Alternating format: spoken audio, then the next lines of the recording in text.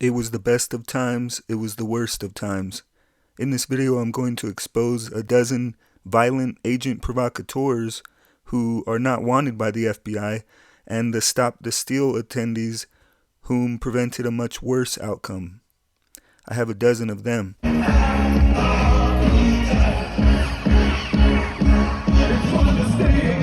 After taking some photo ops on my way to the Capitol, I forced my way through the crowd into this pretty picture.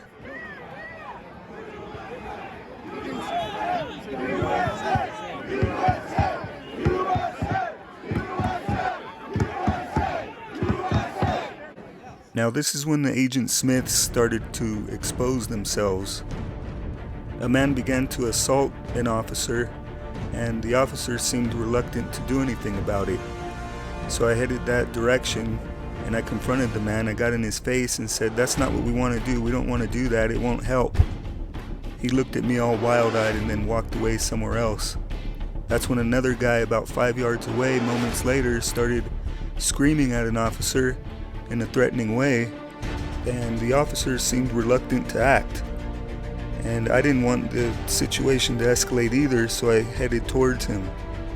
As I was confronting him, he got pepper sprayed, and so did I for my efforts. This is me heading back after washing out my eyes, and I decided to start documenting what was happening instead of trying to be Batman.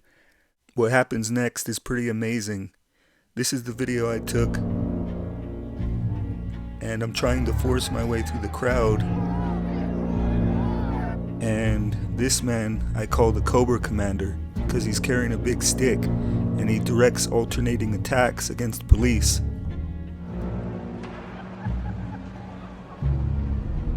Hidden in the chaos is the element, waiting to strike like snakes. But I'm there too, watching. He facilitates violence, but he's not wanted by the FBI. In this video, he uses hand gestures and a head nod to orchestrate an attack against police. This is one continuous video where he gives the okay to number 119 on the FBI wanted list to assault the police. This is the wind blowing all the pepper spray into the crowd. And that's number 119 violently assaulting the police.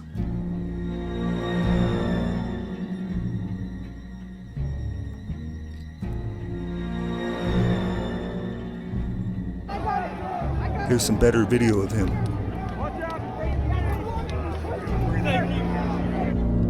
I've also got some better pictures of his tattoos that might help to identify him.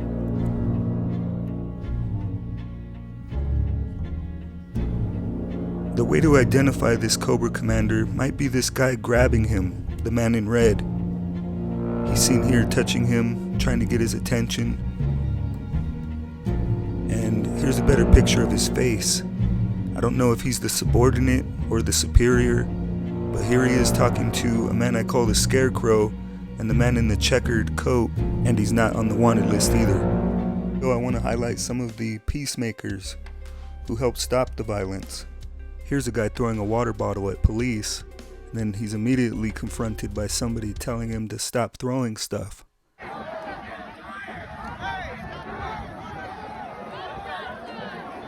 In this clip, police are having a hard time holding onto the barricade. A couple of people are trying to pull on it. That's when this guy steps up. You can see him here telling the crowd to stop, calm down. That causes another guy to step up and start crowd control. Very inspirational. You can see the cop grabbing his weapon or something, and that's when he comes in, gets in front of him, says, "Stop, calm down," and he really has a positive effect. Now, Michael Perkins was arrested for violence on January 6th, but I have a video of him trying to help the police up. Here he is, even though the police don't want his help up. He tries to help them when they fall down the steps. I can't find him on the Capitol violence list either, even though he's been reported in the news as committing violence. I haven't seen it. I don't have videos of it. And that's when this guy with the helmet and the flagpole swings at the cop who's lying on the ground. Here's a better picture of him. He's not wanted by the police either. This man who looks like Chiefs coach Andy Reid had me confused at first because he was here pushing lightly on the police, and I thought he was a provocateur. But then I have video of him when the number 245 on the wanted list punches a cop in the face. Coach Reid steps up and stops him. I thought it was pretty brave. Here he is stepping in, doing crowd control. Guess he doesn't really want the police to be hurt. Here's a couple videos I found online of other peacemakers.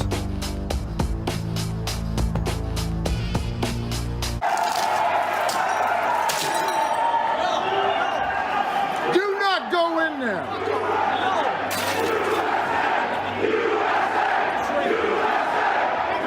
And yes, Ashley Babbitt was stopping violence and vandalism at the Capitol.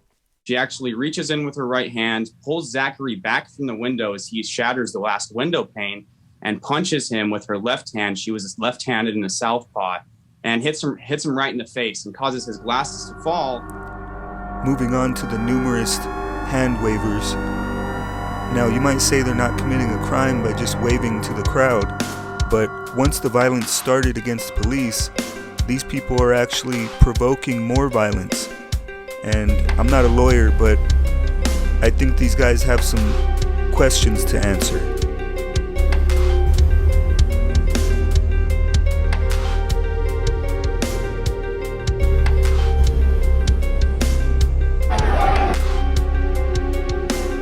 I caught this hand waver with his mask down, and another one here with his name on his backpack.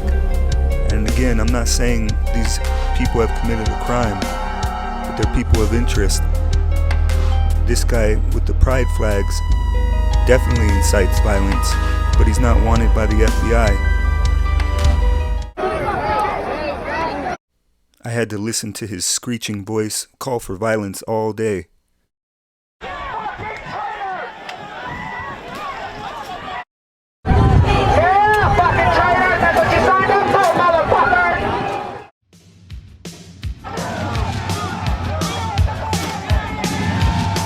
Here he is agitating the crowd, and then he walks away when the violence starts.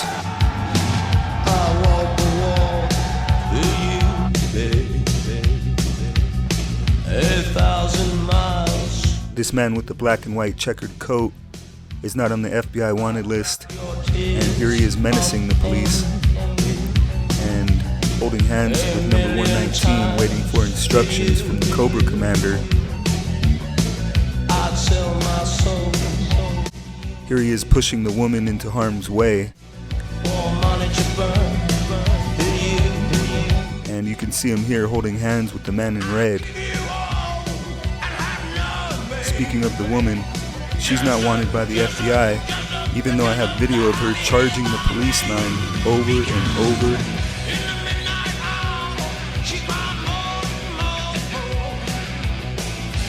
Here are some still shots of her face.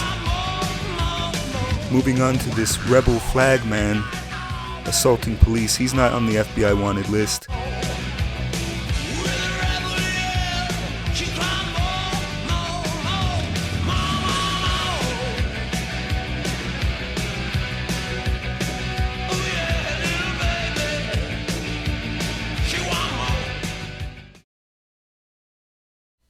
I have this man who's not wanted by the FBI draping a flag over police as they get into scuffles. It might not seem so bad, but it also provides cover for those attacking him. This was the backpack he had on.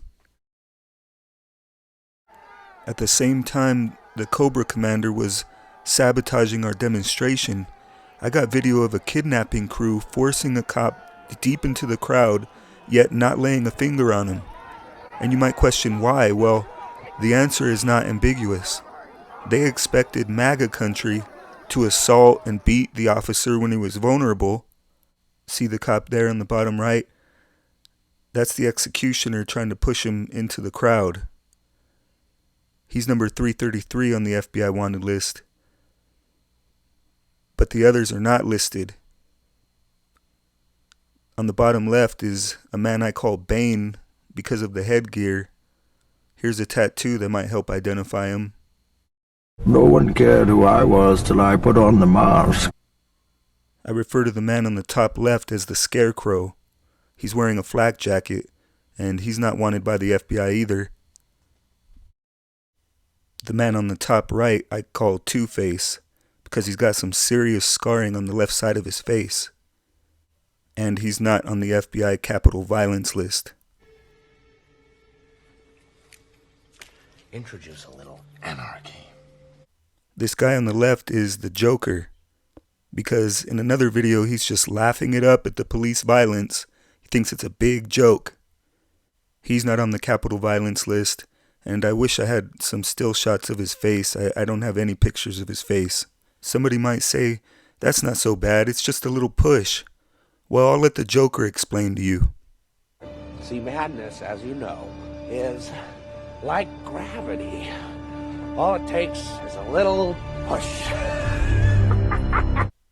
The sixth man in the kidnapping crew is a man I called the Riddler. He's not on the FBI wanted list, even though he's in their own videos assaulting police. Here he is with the hat. Maybe I'm such a good forensic analyst that I could see in their videos what they can't see. He's actually next to the executioner while the executioner is bear hugging the officer, and then he grabs the cop, tries to pull him into the crowd. Riddle number 2. If you are justice, please do not lie. What is the price for your blind eye? Here it is in slow motion. Maybe someone can solve that riddle.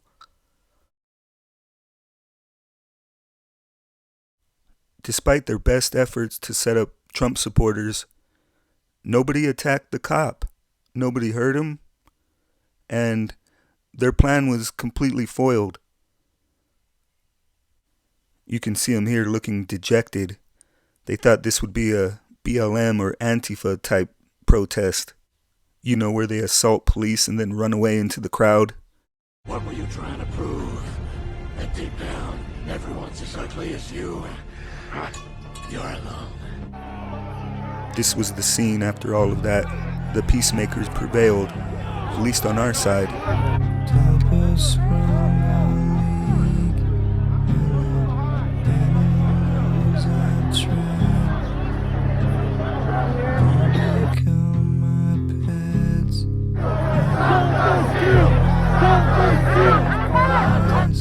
Thank you for watching, and if you recognize any of these people, please go post it online and share this. Then go tell the Trump-hating FBI pedo protectors, and maybe we can solve this mystery.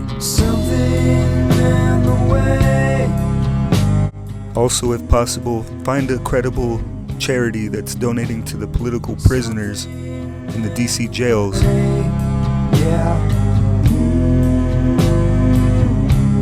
And God bless America.